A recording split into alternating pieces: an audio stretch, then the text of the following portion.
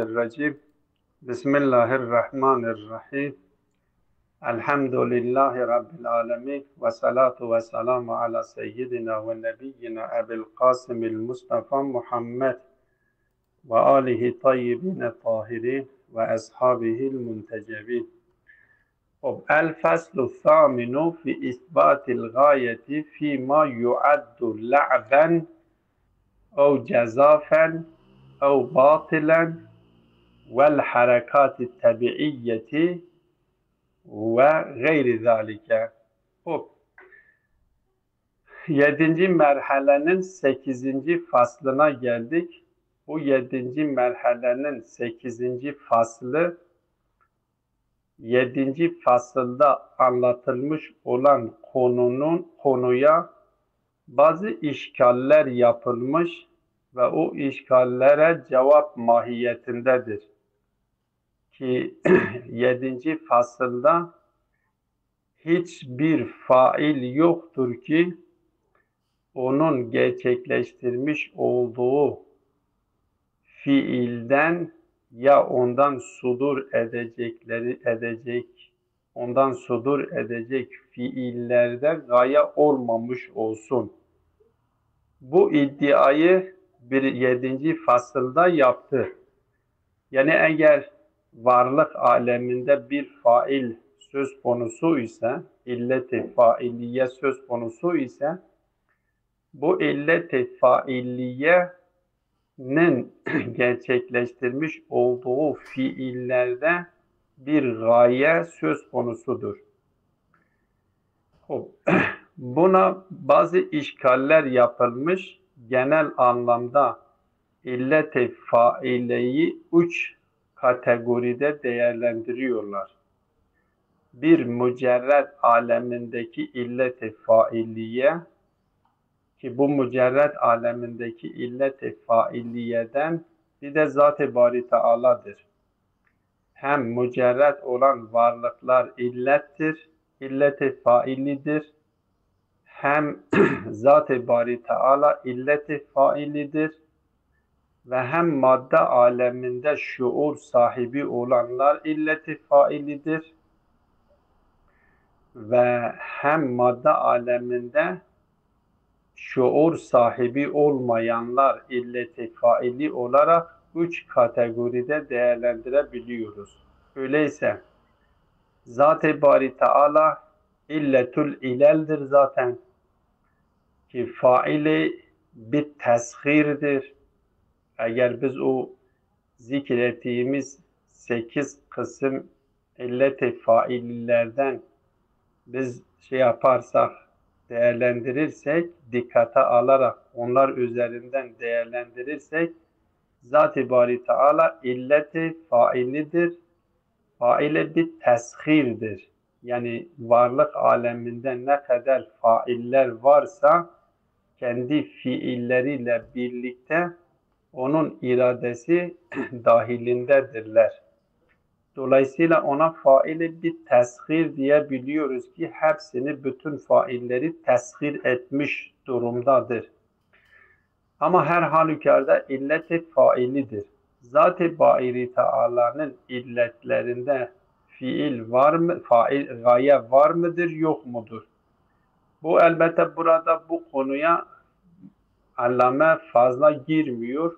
Bu konuyu, yani Zat-ı Bari Teala'nın illet-i failidir ve Zat-ı Bari Teala bir fail olarak dikkate aldığımız zaman fiillerinde herhangi bir gaye gözetlenilebilir mi, gözetlenilemez mi?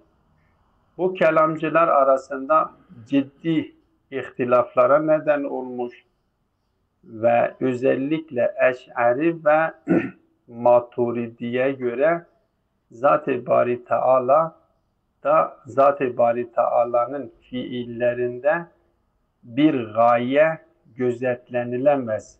Biz Zat-ı Bari Teala'nın fiillerinde eğer gaye dikkate alırsak Zat-ı Bari Teala'yı gayeye mahkum ettirmiş oluyoruz. Oysa Zat-ı Bari Teala hiçbir şeye mahkum değildir.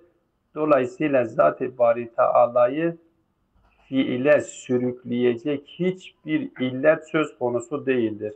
Zatından kaynaklanan fail Zat-ı Bari Teala'nın fiillerinde herhangi bir gaye, bir hedef söz konusu olamaz diyorlar. Eş'ariye nispetlendiriliyor, Maturidiye'ye bu nispetlendiriliyor. Hala bu doğru mudur, yanlış mıdır? Şimdi bu şeye girmiyoruz. Kanaatimce hiçbir fail hedefsiz olamaz. Hiçbir hatta hatta Fahru Razi ve ma halaktul cinne vel insa illa liya'budun, o lam illettir diye illet belirliyor. Onu da red ediyor. Diyor ki orada lam illet değildir. Zat-ı Bari Teala'nın fiillerinde herhangi bir gaye, herhangi bir hedef düşünülemez. Çünkü onlar gaye, hedef failin kendisine dönüyor ve failin kendisine döndüğü için biz eğer adeta fail kendisinin düşünmüş olduğu hedef ile kamil buluyor, kendisindeki eksikliği gideriyor anlamında aldıkları için mücerred alemindeki varlıkların illet olmasına rağmen onların fiillerinde herhangi bir gaye tasavvur edilemez diyorlar. Çünkü gayeyi sadece faildeki eksiklikleri giderecek anlamda alıyorlar. Bu anlamda alırsak zaten Zat-ı Bari Teala'nın fiillerinden bir hedef söz konusu olamaz. Mücerred olan varlıklarda da bir hedef, mücerred olan varlıkların fiillerinde de bir hedef söz konusu olamaz. Çünkü mücerred hem Zat-ı Bari Teala kamildir ve kendi fiilleriyle kemalı, kendisindeki noksanlıkları gideriyor anlamında ki gaye düşünmek Zat-ı Bari Teala için aslında anlamsızdır. Ama gaye sadece bu değildir. Gaye hem fail gerçekleştirdiği fiille eğer kendisinde eksiklik varsa o eksikliği gideriyor. Bu madde alemindeki failler için söz konusudur. Yok, eğer kendisinde bir eksiklik söz konusu değilse o zaman fiilindeki eksikliği gidermek kendisi için gayedir. Yani mesela Zat-ı Bari Teala mümkün olan varlıkların varlık vücuttan yararlanması onun için gayedir. Bu kendisine dönüşmüyor. Yani her mümkün olan varlığın vücuttan yararlanması kendisi için gayedir.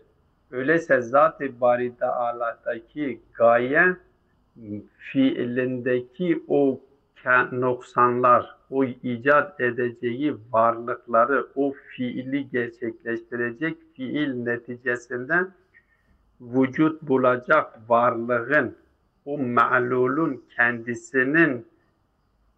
kendisindeki olan eksikliği gidermek Zat-ı Bari Teala için gayedir.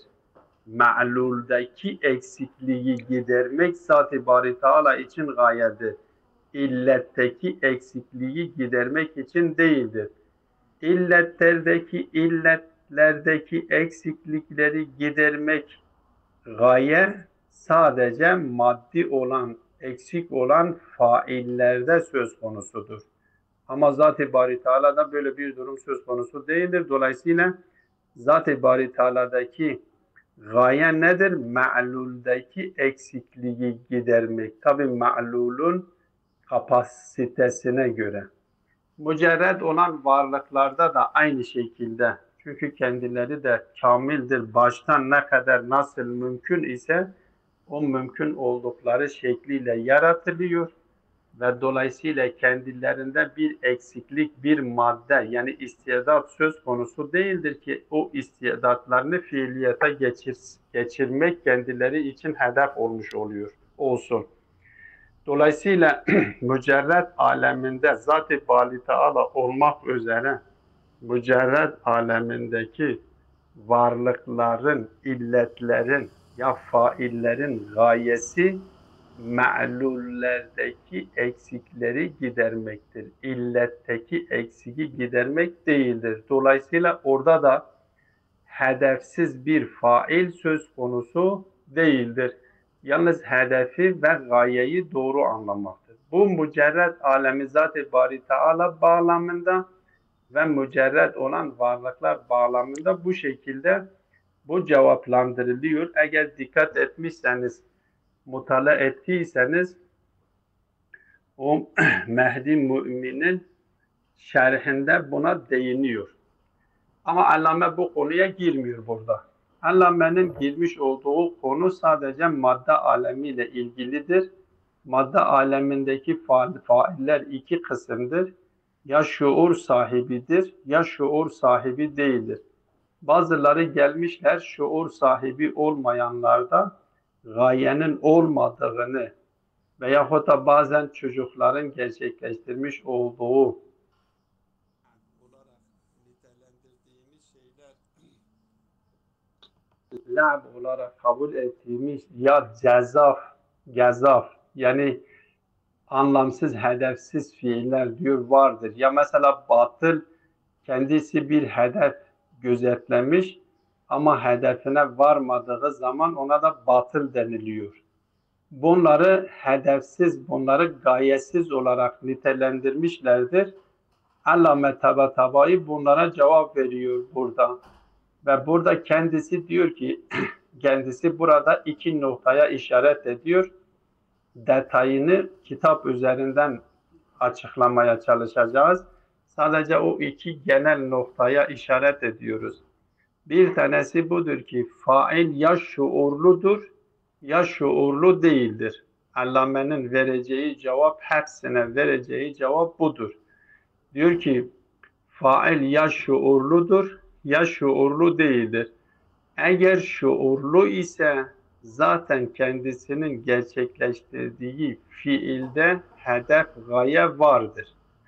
Ama bu gayeye bir engel gerçekleşti, bir mani gerçekleşti ve o maninin gerçekleşmesiyle kendi hedefine ulaşamıyorsa buna batıl diyor. Ama batıl demekle yani kendi hedefine ulaşmaması onun hedefsiz olduğu anlamına gelmiyor. Kendisi bir şeyi hedeflemiş, o hedefe varmak istemiş ama içinde yaşadığımız bu dünya tezatlar dünyası olduğu için, tezatlar alemi olduğu için bir mani gelip senin önüne geçiyor. Sen o hedefine varamadığından dolayı o fiilin batıl olarak nitelendiriliyor. Yani hedefe varılmadığı anlamında. Ama bu hedef batıl anlamında değildir. Gayesiz anlamında değildir. Şuur sahibi olanları için bu şekilde değerlendiriyor. Ama şuur sahibi olmayan, hatta 3 tane merhale zikrediyor zaten metin okurken biz ona işaret edeceğiz. 3 merhale zikrediliyor.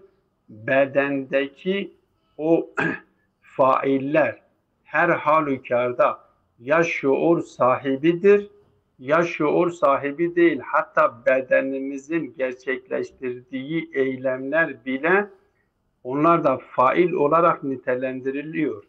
Ama şuur dahilinde değil, faili bir tabi dahilinde bunlar değerlendiriliyor. Buradaki gayeyi şuur sahibi olmayanlardan red edenlerin iki şuurdaki gaye ile faile bittemdeki gayeyi birbirine halt etmişler, birbirine karıştırmışlar. Ki dünkü derste yani 7. fasılda kendisi gayeyi anlatırken ya li ecdiha yekunul fiil buradaki o şuur sahiplerindeki olanını değerlendiriyor. Kendisi şuur sahibi ise o fiilini, o gayeyi göze almış, gayeye varmak için, gaye kendisi için murattır ve fiil o gayeye varmak için gerçekleştiriliyor fail tarafından. Burada şuur sahibi olanlar için gaye bu anlamda mana edilmiştir ki fail tarafından o kastedilmiştir, maksattır ve o gerçekleştirdiği fiili de o gayeye varmak içindir. Ama tabii failler için ise ma yentehi ileyhil fiilu, ma yentehi ileyhil fiil olarak aldığımız zaman artık bu fiil nereye varırsa o failin gayesi odur. Velev ki ortada bu kesilmiş olsun, önemli değildir. Bedenimizdeki organların gerçekleştirecekleri fiil gayesiz değildir. Niye? Çünkü oradaki gaye ma yentehi ileyhil fiildir. Fiilin varacağı sonuçtur. O sonuç onun için gayedir. Bu noktaya dikkat etmedikleri için yani ma yentehi ileyhiyi gaye olarak tasavvur edemediklerinden dolayı diyor ki buradaki gayeyi reddediyorlar. Şuursuz olan faillerde gayeyi reddedenlerin asıl asıl işgali o şuursuz olan faillerdeki gayeyi anlayamadıklarından dolayıdır. Bizim söylediğimiz, iddia ettiğimiz şey şudur. Şuursuz olan faillerin tamamında ister insanın bedenindeki olan organlarda olsun, bağlamında olsun, ister insanın organları dışındaki faili tabiiler bağlamında olmuş olsun, faili tabiilerin tamamında gaye nedir? Ma yentehi ileyhil fiildir. Siz bir fiili bulabiliyor musunuz ki, yani bir faili bulabiliyor musunuz ki kendisi bir fiil gerçekleştirmiş olsun, ma yentehi ileyhisi olmamış olsun? Böyle bir şey söz konusu değildir ki. Biz bu ma yentehi ileyhiyi biz fiil için, o fail için ne almışız? Gaye almışız. Dolayısıyla bu bağlamda yani bu gayeyi bu iki manada aldığımız zaman ya şuurlu fail tarafından gerçekleşiyor. Eğer şuurlu fail tarafından gerçekleşiyorsa oradaki gaye o fail tarafından düşünülmüş olan şeydir, tasavvur etmiş olan, maksat etmiş olduğu, murat etmiş olan şeydir ki fiilini gerçekleştirirken ona varmak istiyor. Burada bir mani ile de gerçekleşebiliyor. Mani ile mani ile karşılaştığı zaman ona varmayabiliyor. Varmadığından dolayı onun fiilinde hedef yoktur, gaye yoktur diyemiyoruz. Gaye vardır ama gayesine varamamıştır. Şuurlu varlıklar için bu şekilde bunu cevaplandırıyor. Şuursuz olanlarda da gayenin anlamı nedir? Ma yentehi ileyhil fiildir. Ma yentehi ileyhil fiil nereye vardıysa oraya kadardır. Mesela hatta bir buğday tanesini siz dikkate alın. Bir buğday tanesi kendisi yerin dibine gömüldükten sonra normalde ondan beklenilen şey nedir? Buğday vermesidir. Ama farz edelim kendisi gelişti, bir ota dönüştü. Ota dönüştükten sonra belli bir merhaleden sonra bir engel geldi, buğday vermedi. Mayentehisi oraya kadardır. Orası öyleyse onun gayesi ne kadar olmuş oldu? Nerede sonuç bulmuşsa o onun gayesi olmuştur. Orada bir engel gelmiş, o buğdayı vermesine engelmiş olmuş olabilir. Ama kendisi, buğdayın kendisi mayentehi ileyhisi vardır. Mayentehi ileyhisi o engel gelmiş oraya kadardır. Eğer engel olmamış olsaydı mayentehi o buğdayı vermekti. Ama engel geldiği zaman ma yentehi ileyhisi nedir? Nerede kesilmişse orasıdır. Dolayısıyla hiçbir fail, ister faili tabii olsun, ister faili şuur sahibi olmuş olsun, hiçbir fail yoktur ki kendisinin gayesi olmasın. Elbette gayeyi bu iki anlamda değerlendiriyor. Bu iki anlamı dikkate aldığımız zaman varlık aleminde hiçbir fail yoktur ki, elbette bu madde alemi için söylüyorum ha. Madde alemi için, ikisi için gaye bu iki anlamdadır. Ama mücerred alemindeki varlıklar zat-ı vali Teala bağlamında ve mücerred alemindeki varlıklar bağlamındaki gaye nedir? O me'luldeki noksanlığı gidermektir. Orada da gaye vardır. Oradaki mücerred alemindeki faillerdeki gaye illetlere dönmüyor. Belki me'lulun kendisine dönüyor. O faillerde bir gaye vardır ama gaye failletlerdeki eksikliği gidermek değildir. Belki me'lullerdeki eksikliği gidermek yahut da me'lullerdeki potansiyelleri fiiliyata geçirmektir. Zat-ı Bari Teala ve mücerred olan varlıklardaki gaye bu şekilde tarif ediliyor. Ama madde alemindeki gaye ise illet kendisindeki eksikliği gidermek için bir şeyi maksat etmiştir. Bazen böyle de olur, bazen de me'luldeki eksiklikleri gidermek için yahut da me'luldeki potansiyelleri fiiliyata geçirmek için de düşünülebilir. Yani her ikisi düşünebilir madde aleminde. Ama mücerred aleminde sadece me'luldeki potansiyelleri ve istidatları fiiliyata geçirmek gayedir. Gayri şuurlu olanlarda ise nedir?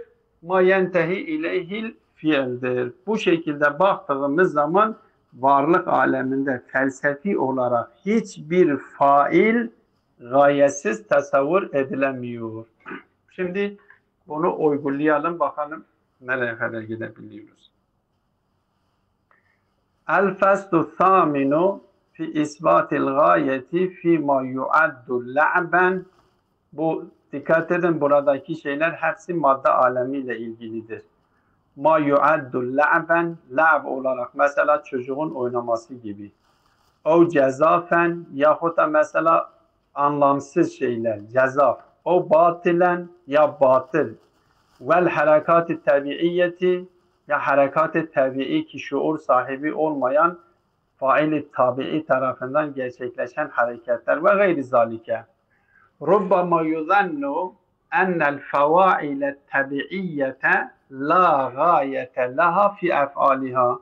Bazen bu şekilde tasavvur ediliyor, deniliyor ki fevail-i tabii, şuur sahibi olmayan faillerde, o faillerin fiillerinde herhangi bir gaye tasavvur edilemiyor.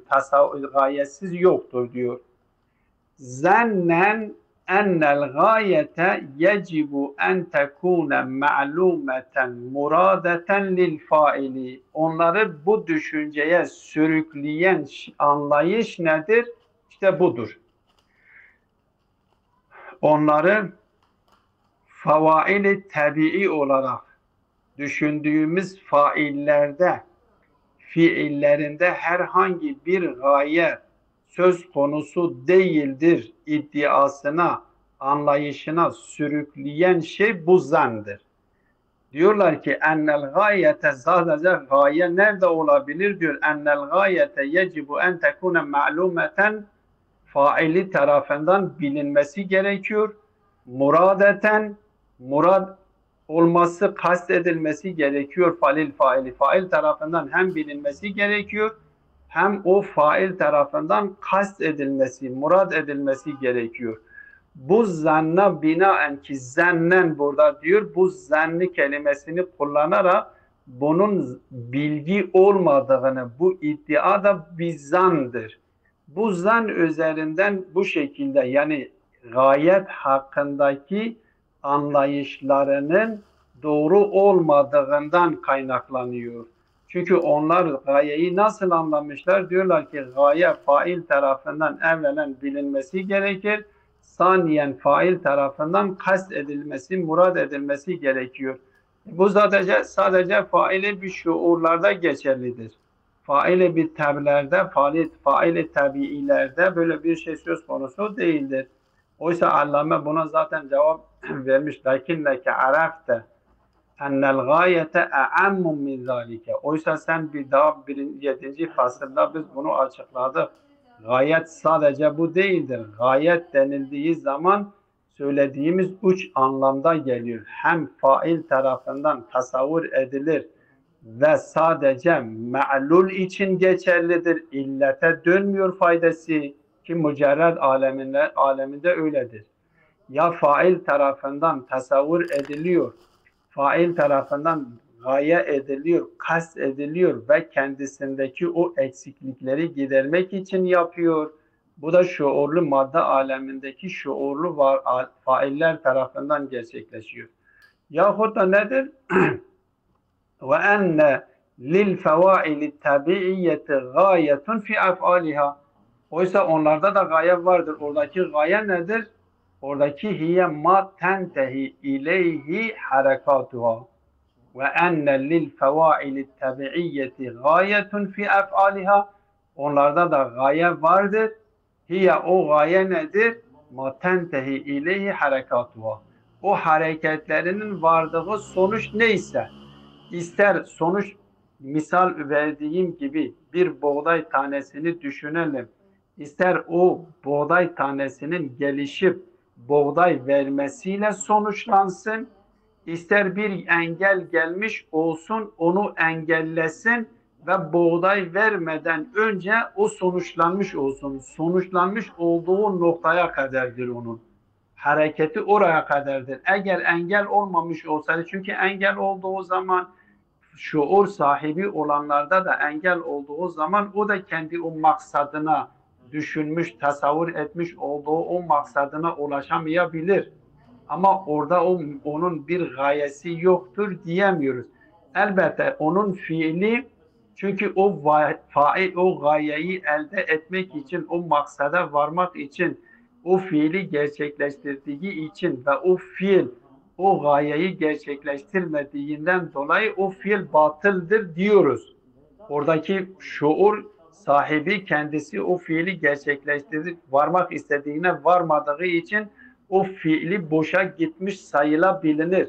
Ama kendisi gayetsizdir diyemiyoruz. Ama şeyde ise faili bir tabiide de, çünkü kendisi de bir tasavvur söz konusu olmadığı için kendisinde sadece bir hareket söz konusudur.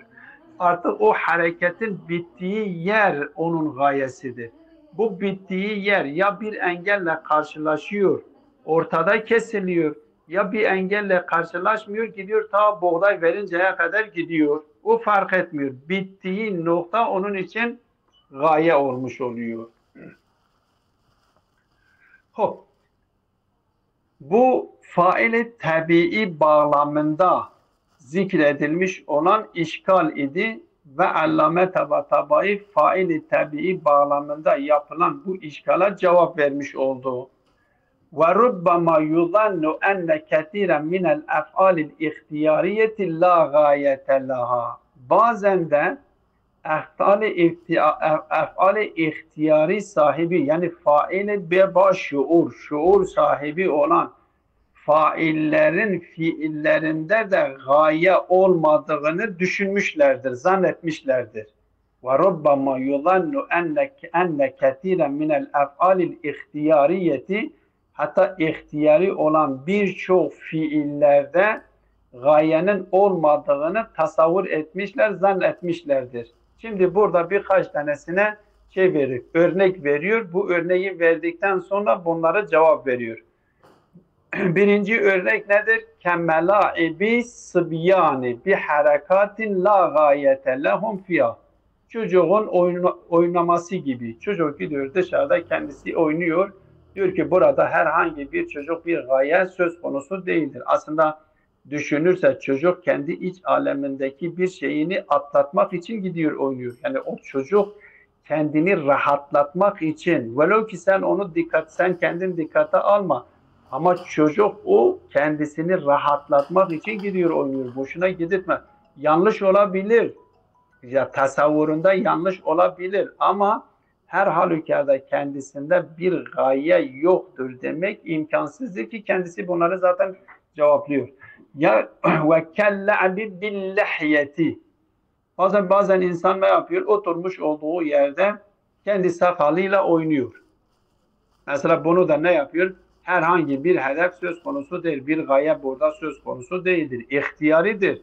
Bir şuur sahibi tarafından bu gerçekleşiyor.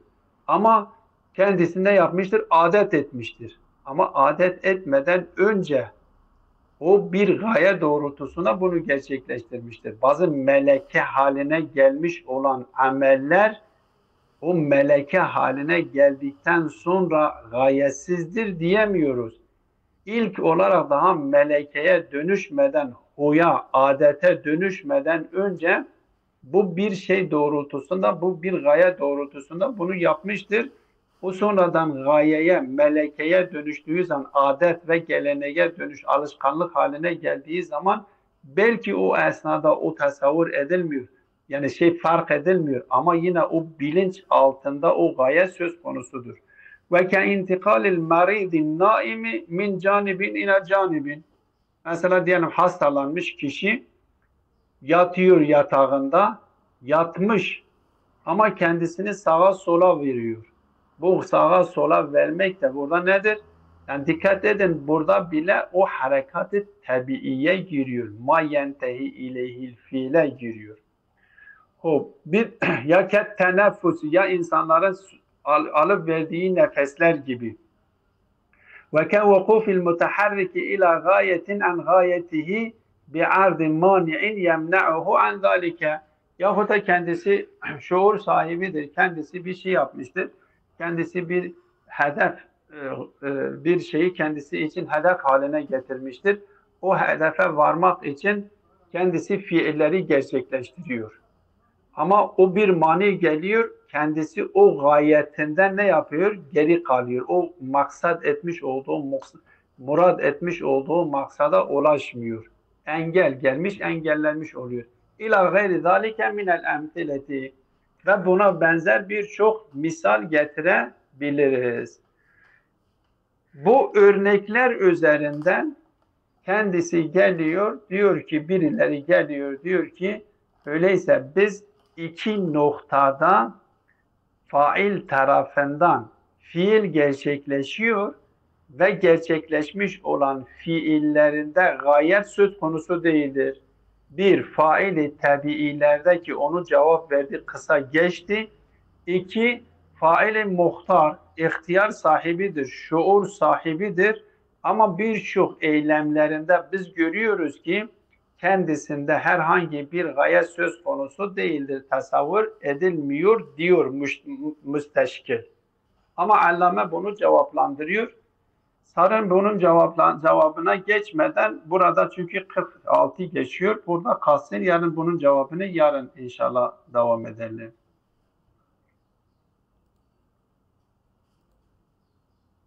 Çünkü cevabına geçersek bitiremiyoruz. Herhalde kalıyor. Evet. Bunun cevabını yarın inşallah değil mi? Tamam. Teşekkürler. Ve sallallahu ala Muhammedin ve alihi tayyibine tahirin.